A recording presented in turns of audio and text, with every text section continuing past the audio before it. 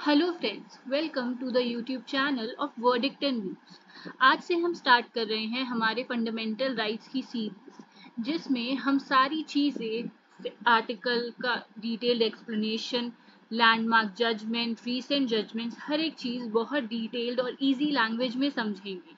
यह सीरीज़ हर एक एस्पिरेंट के लिए, चाहे वो जुडिशरी एस्पिरेंट हो, यूपीएससी या यूजीसी नेट क्लियर करना हो किसी बच्चे को, या फिर क्लैट पीजी के लिए, हर एक बच्चे के लिए सीरीज बहुत इंपॉर्टेंट होने वाली है। तो हम स्टार्ट करते हैं। सबसे पहले आज हम समझने वाले हैं कि स्टेट होता क्या है अंडर आर्टिकल 12। कभी भी अगर किसी भी पर्सन का फंडामेंटल राइट वायलेट होता है तो वो किसके अगेंस्ट एनफोर्स करवाया जाता है? वो एनफोर्स करवाया जाता है स्टेट के अगेंस्ट। तो इसीलिए जानना बहुत ज़रूरी है कि स्टेट है क्या।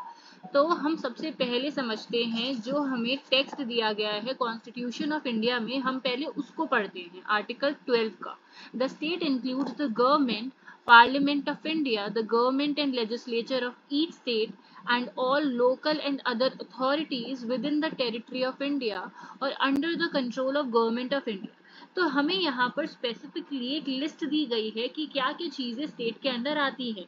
सबसे पहले हो गया हमारा गवर्नमेंट। गवर्नमेंट क्या है? गवर्नमेंट है executive. Parliament of India, government, that is state government की बात कर रहे हैं। Legislature of each state, local और अदर अथॉरिटीज जो टेरिटरी ऑफ इंडिया के अंदर हैं या फिर इंडिया की टेरिटरी के बाहर हैं, बट उन पर कंट्रोल किसका है? गवर्नमेंट ऑफ इंडिया का है। तो हमने आर्टिकल 12 में एक लिस्ट देखी, जिसमें लिस्ट में था हमारा government of India, parliament of India, state government, legislature of each state, local authorities and other authorities. और ये सारी चीजें कहाँ होनी चाहिए? इंडिया की टेरिटरी के अंदर। और अगर यह इंडिया की टेरिटरी के बाहर है तो इंडिया की गवर्नमेंट का इन पर कंट्रोल होना चाहिए, तभी वो स्टेट की डेफिनेशन में फॉल करेंगे अंडर आर्टिकल 12। ठीक है। अब हम इधर अलग से स्पेसिफिकली इंक्लूजन लिखा हुआ है कि गवर्नमेंट क्या है। गवर्नमेंट में आ गए हमारे prime minister plus council of ministers. तो अगर गवर्नमेंट ऑफ इंडिया की बात करें तो उसमें कौन आते हैं? Prime minister, council of minister. And if we talk about parliament of India, Lok Sabha, Rajya Sabha and president. ठीक है। तो अगर हम बात करें government of India, prime minister और काउंसिल मिनिस्टर से मिलकर गवर्नमेंट बनती है। फिर आता है पार्लियामेंट, पार्लियामेंट में Lok Sabha, Rajya Sabha and president. Then we have state government. State government भी सेम होता है, लेकिन यहाँ पर होते हैं हमारी chief minister and council of ministers होती है स्टेट गवर्नमेंट में भी। और लेजिस्लेचर में हमारी होती है legislative assembly and legislative council. तो ये सारी स्टेट मानी जाएगी। फिर आता है लोकल अथॉरिटीज। अब लोकल अथॉरिटीज हमारा कॉन्स्टिट्यूशन ऑफ इंडिया में तो डिफाइन नहीं है, लेकिन लोकल अथॉरिटीज हमारा डिफाइंड है section 3 sub clause 31 of general clauses act 1897। कोई भी अगर डेफिनेशन किसी और एक्ट में नहीं दी गई है, किसी भी वर्ड को डिफाइन नहीं किया गया है, तो उसकी डेफिनेशन हमें मिल जाती है जनरल क्लॉजेज एक्ट में। तो ऐसे ही लोकल अथॉरिटीज हमारा डिफाइन करा गया है सेक्शन 3 सब क्लॉज 31 में। तो यह बोलता है, इसमें हमारी म्यूनिसिपल कमिटीज आ जाती हैं, डिस्ट्रिक्ट बोर्ड आ जाता है, कमिश्नर, ये सारे हमारे स्टेट की डेफिनेशन में आते हैं। तो एक यहाँ पर डेफिनेशन दी गई है, मस्ट बी लीगली एंटाइटल्ड और entrusted by government to manage local funds. कि गवर्नमेंट ने उनको एंटाइटल करा हो या एंट्रस्ट करा हो कि वो मैनेज कर सकते हैं लोकल फंड, तो वो हमारे लोकल अथॉरिटीज माने जाएंगे, दैट इज स्टेट माने जाएंगे हमारे आर्टिकल 12 के अंदर। अब लास्ट पॉइंट है यहाँ पर अदर अथॉरिटीज। अदर अथॉरिटीज कहीं पर भी स्पेसिफिकली डिफाइन नहीं है। तो इस एरिया पर बहुत सारे केस लॉज आए जहाँ पर डिफरेंट डिफरेंट सुप्रीम कोर्ट के जजमेंट्स में इंटरप्रिटेशंस दी गई कि अदर अथॉरिटीज की लिस्ट में कौन कौन सी चीजें होंगी जो स्टेट मानी जाएंगी। तो इसके लिए हम केस लॉज देखेंगे। अभी तक ये 3 जो पॉइंट्स थे ये सॉर्टेड है, इनकी हमें डेफिनेशन पता है कि इन पॉइंट्स के अंदर कौन कौन सी चीजें स्टेट मानी जाएंगी। बट अदर अथॉरिटीज एक वेग टर्म है जिसके लिए स्पेसिफिकली कोई लिस्ट नहीं है, तो वो हमें देखनी है विया आर केस लॉज। ठीक है, तो अब हम केस लॉज का एक बारी क्रोनोलॉजी देख लेते हैं। ये बहुत इंपॉर्टेंट है यूजीसी नेट के बच्चों के लिए, क्योंकि वहां पर ऑर्डर पूछा जाता है केस लॉज का। सबसे पहले 1954 में आया केस हमारा University of Madras versus Shantabai. फिर 1961 में Ujjambai versus state of UP. 1966 में Naresh Mirajkar state versus state of Maharashtra. 1967 Rajasthan electricity board versus Mohanlal. 1975 के दो जजमेंट्स हैं, Sukhdev Singh versus Bhagat Ram and Sabjeet Tiwari versus union of India. 1979 का है Raman Dayaram Shetty versus international airport Authority of India. 1988 का है AR Antulay versus RS Nayak. And 1992 Chandra Mohan Khanna versus NCERT। 2002 Pradeep Kumar Biswas versus CSIR, basically research authority है। 2005 में आया Zee film versus union of India. इसमें बताया था कि BCCI स्टेट माना जाएगा या नहीं माना जाएगा। अब हम इन सारे केस लॉज को एक्सप्लेनेशन के साथ पढ़ते हैं। सबसे पहला केस है हमारा University of Madras versus Shantabai. सबसे फर्स्ट केस है, इसका ईयर यूजीसी नेट के बच्चों के लिए याद रखना बहुत इंपॉर्टेंट है, मतलब मस्ट है। बहुत सारे केसेस पूछे जाते हैं ईयर से। 1954 का जजमेंट है, सबसे पहला judgement related to article 12। Issue था whether the University of Madras is an other authority under article 12, कि क्या University of Madras other authority की डेफिनेशन में या फिर अदर अथॉरिटी की लिस्ट में फॉल करेगा और स्टेट माना जाएगा अंडर 12 के अंदर या नहीं। तो इस केस में सुप्रीम कोर्ट ने बोला other authorities must be construed ejusdem generis. Ejusdem generis होता है चीजें लाइक नेचर, ठीक है, जैसे बुक्स, कॉपीज, फाइल्स, ये सारी चीजें लाइक नेचर की है। ठीक है, तो हमने एक लिस्ट देख ली ऑलरेडी, जैसे गवर्नमेंट हो गया, लेजिस्लेचर हो गया। तो अगर government, legislature, government of state, legislature of state या फिर लोकल अथॉरिटीज, इनसे लाइक नेचर की अगर कोई और अथॉरिटी है तो वो भी हमारी फॉल करेगी अदर अथॉरिटी की लिस्ट में, दैट इज स्टेट मानी जाएगी अंडर आर्टिकल 12। तो यहाँ पर सुप्रीम कोर्ट ने बोला university was not performing governmental function, it was excluded from the scope of state. तो यहाँ पर एजस्डम जनरस को अप्लाई करके सुप्रीम कोर्ट ने ये बोला कि यूनिवर्सिटी ऑफ मद्रास जो है वो परफॉर्म नहीं कर रही है गवर्नमेंटल फंक्शन, तो इसीलिए इनको एक्सक्लूड करा गया कि ये स्टेट नहीं मानी जाएंगी, इनको स्टेट नहीं माना गया। फिर आया Ujjambai versus state of UP, it was 1961 judgement. इस केस में सुप्रीम कोर्ट ने रिजेक्ट कर दिया एजस्डम जनरस प्रिंसिपल।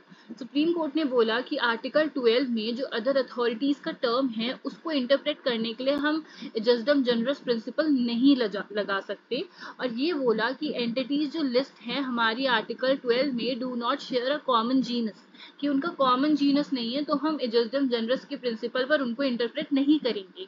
तो इसीलिए बोला कि जो मद्रास का केस था university of Madras versus Shantabai, उसमें ये जो एजस्डम जनरस का प्रिंसिपल है ये एप्लीकेबल नहीं होगा। फिर आया next case Naresh Shridhar Mirajkar versus state of Maharashtra 1966 judgment. इस जजमेंट में जो इशू आया whether judicial orders can violate fundamental right. मतलब दो केसेस हैं यहाँ पर जो लैंडमार्क जजमेंट्स हैं, जिसमें ये बताया गया है कि क्या जुडिशरी स्टेट माना जाएगा। तो यहाँ पर उसमें से फर्स्ट जजमेंट ये था रिलेटेड टू द जुडिशरी, कि क्या जुडिशियल ऑर्डर्स वायलेट कर सकते हैं फंडामेंटल राइट्स। तो यहाँ पर सुप्रीम कोर्ट ने बोला कि judicial orders do not fall under the ambit of article 12, कि जुडिशियल ऑर्डर्स को हम आर्टिकल 12 के एम्बिट के अंदर नहीं ला सकते। Writ of certiorari can not be issued against high court और supreme court for judicial decisions, कि जो हाई कोर्ट और सुप्रीम कोर्ट ने जुडिशियल डिसीजन दिए हैं उनके ऊपर रिट ऑफ सर्चरी अप्लाई नहीं होगा। एंड जजेस can be part of state for non judicial functions. तो यहाँ पर अगर हम Naresh Shridhar Mirajkar versus state of Maharashtra के जजमेंट का क्रक्स समझें, तो बेसिकली सिंपल सी चीज ये है कि अगर जुडिशरी परफॉर्म कर रही है अपना non judicial function, that is अगर जुडिशरी एडमिनिस्ट्रेटिव फंक्शन परफॉर्म कर रही है तो वो स्टेट की डेफिनेशन में आएगा। अब वो एडमिनिस्ट्रेटिव फंक्शंस क्या हो सकते हैं, जैसे हाई कोर्ट एग्जाम्स कंडक्ट करवाते हैं जुडिशियल सर्विसेज के, तो वो एक एडमिनिस्ट्रेटिव फंक्शन है, वो जुडिशियल फंक्शन नहीं है।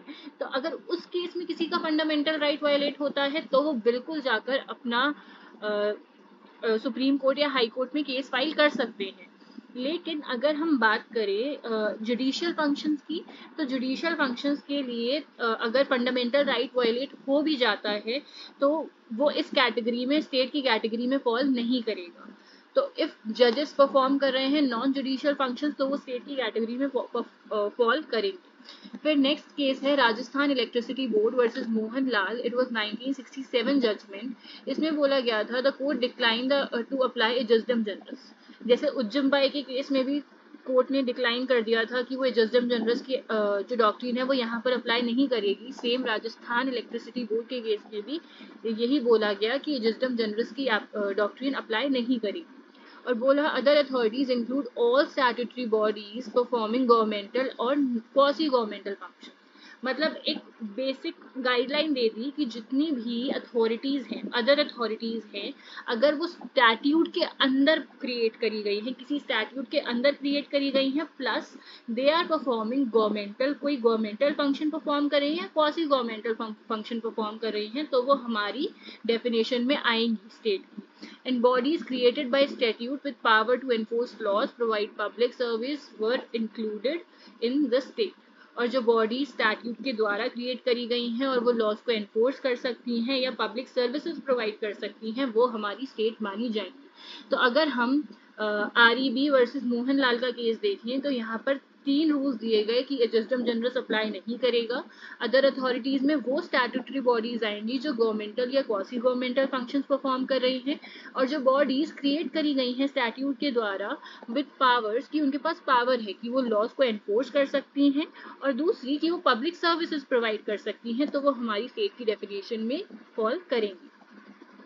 Next case we have Sukhdev Singh versus Bhagat Ram, 1975 judgment. ये बहुत इंपॉर्टेंट जजमेंट है प्री के लिए, बहुत बारी पूछा गया है। LIC ONGC क्या ये स्टेट की डेफिनेशन में फॉल करते हैं?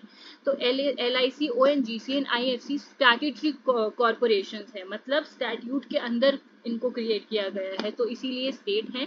They perform sovereign governmental functions and had regulatory powers, कि ये गवर्नमेंटल फंक्शंस परफॉर्म करते हैं, सॉवरन फंक्शंस परफॉर्म करते हैं, और इनके पास रेगुलेटरी पावर्स भी हैं। तो इसीलिए LIC ONGC एंड IFC हमारे सुखदेव सिंह वर्सेस भगत राम 1975 के जजमेंट में बोला गया कि ये स्टेट मानी जाएगी। फिर आता है Sabjit Tiwari versus union of India, 1975 judgement.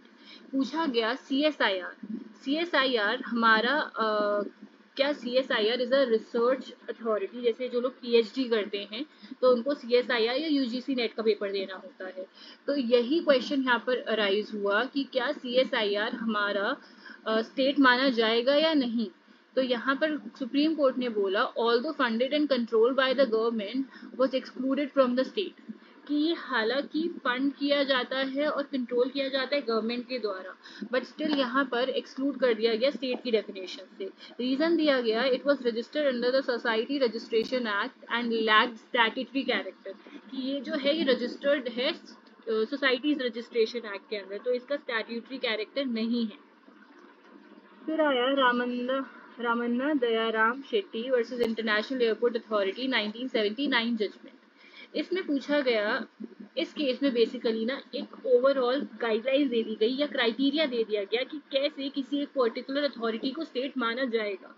तो कुछ यहाँ पर पॉइंट्स दिए कि एंटायर और सब्सटैंशियल गवर्नमेंट फंडिंग, कि जो एक पर्टिकुलर अथॉरिटी है क्या उसको एंटायर या फिर कुछ पार्ट जो है वो गवर्नमेंट फंड कर रही है, तो फिर वो हमारा स्टेट माना जाएगा। Deep and pervasive control of the government, क्या उस पर गवर्नमेंट का कंट्रोल है, किस एक्सटेंट तक है ये भी देखा जाएगा, तो भी वो गवर्नमेंट माना जाएगा। कि किस तरीके के वो गवर्नमेंट, किस तरीके के फंक्शंस वो परफॉर्म कर रहे हैं, पब्लिक इंपॉर्टेंस के होने चाहिए और गवर्नमेंट नेचर होना चाहिए फंक्शंस का। And last is monopoly status confirmed और protected by the government. Status क्या है, मतलब किस अथॉरिटी का, गवर्नमेंट का स्टेटस है, अगर मतलब गवर्नमेंट कंट्रोल कर रही है, गवर्नमेंट प्रोटेक्ट कर रही है, तो वो पर्टिकुलर अथॉरिटी हमारी स्टेट मानी जाएगी। तो यहाँ पर इस केस में international airport authority was held to be a instrumentality of the state. तो जो हमारे इंटरनेशनल एयरपोर्ट अथॉरिटी थी वो 1979 के जजमेंट में उसको स्टेट माना गया।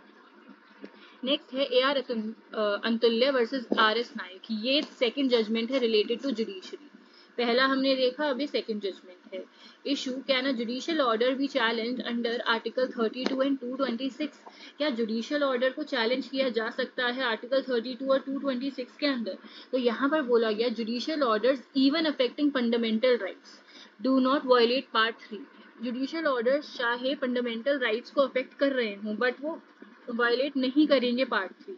अगर हमें कोई भी पर्टिकुलर जुडिशियल ऑर्डर अगर किसी का फंडामेंटल राइट वायलेट कर देता है तो उस केस में उस पर्सन के पास राइट नहीं है कि वो आर्टिकल 32 या 226 के अंदर जाकर चैलेंज कर दे। यहाँ पर उस पर्सन के पास रेमेडी क्या है कि वो अपील लगा सकता है, रिव्यू कर सकता है, बट वो रिट जुरिस्डिक्शन नहीं है, उसके पास रिट नहीं फाइल कर सकता अपने फंडामेंटल राइट के वायलेशन में। फिर आता है चंद्र मोहन खन्ना वर्सेस एनसीईआरटी। इसमें पूछा गया था 1992 जजमेंट है कि क्या एनसीईआरटी हमारा स्टेट माना जाएगा। एनसीईआरटी तो बोला गया एनसीईआरटी जो है वो आउटसाइड है द परव्यू ऑफ स्टेट के स्कोप से बाहर है।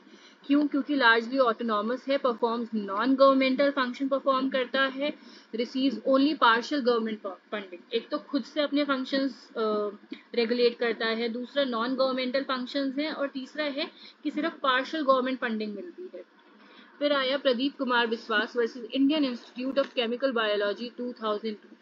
जो हमने पहले एक जजमेंट देखा था ना, हमारा जजमेंट था Sabjit Tiwari versus union of India जिसमें सीएसआईआर को स्टेट नहीं बताया था। This judgment was overruled in the case of Pradeep Kumar Biswas judgment, Indian institute of chemical biology 2002 में। पहले वाला सबजीत तिवारी वाला जजमेंट 1975 का था एंड प्रदीप कुमार बिस्वास जजमेंट है 2002 का। This case became a landmark constitutional law judgment in India, especially concerning the interpretation of Article 12 of the Constitution. Supreme Court, in a majority decision, held that Council of Scientific and Industrial Research, that is CSIR, ये एक state है within the meaning of Article 12. तो मतलब जो 1975 judgement था, that is सबजीत Tiwari, उस judgement को overrule किया गया प्रदीप कुमार बिस्वास जजमेंट में और बोला सीएसआईआर हमारा स्टेट है अंडर आर्टिकल 12। सेम चीज लिखी है, this rule overturn the previous decision of Sabjit Tiwari union of India 1975। फिर आता है Zee telefilms limited versus union of India 2005। इसमें पूछा गया क्या बीसीसीआई हमारा स्टेट है, that is board of control for cricket in India. तो बोला गया no, it is not a state under article 12, क्योंकि ना तो ये किसी स्टैट्यूट के द्वारा क्रिएट करा गया है, नो गवर्नमेंट फंडिंग और कंट्रोल, ना ही कोई गवर्नमेंट फंडिंग है, ना कंट्रोल है गवर्नमेंट का। इवन तो पब्लिक इन इम्पोर्टेंस कि ये पब्लिक नेचर का एक्ट करते हैं but functions were not government, but जो फंक्शंस है इनके वो गवर्नमेंटल नेचर के नहीं है। फिर की टेकअवेज, हम क्या क्या पॉइंट्स को हमें याद रखना है। State include statutory and government control body. State में हमारी स्टैट्यूटरी और गवर्नमेंट कंट्रोल बॉडीज होंगी। पहला पब्लिक फंक्शन परफॉर्म कर रहे हैं और गवर्नमेंट का कंट्रोल है अगर, तो वो हमारा स्टेट माना जाएगा। जुडिशरी स्टेट नहीं है if they are performing judicial functions और जुडिशियल एक्ट, बट इफ जजेस और judiciary are performing non judicial act then they will be considered as state. Private bodies में face writ under article 226 if performing public duties. Private bodies के against writ file करी जा सकती है under 226 अगर वो पब्लिक ड्यूटीज परफॉर्म कर रहे हैं तो। थैंक यू, आई होप आपको ये अच्छे से समझ आया हो जितना भी मैंने आपको समझाया है। For more upcoming videos please subscribe to our channel और बेल आइकन को प्रेस कर दीजिए ताकि आपको आने वाली सारी न्यू वीडियोज के अपडेट मिलते रहें। तब तक के लिए stay safe, good bye, thank you.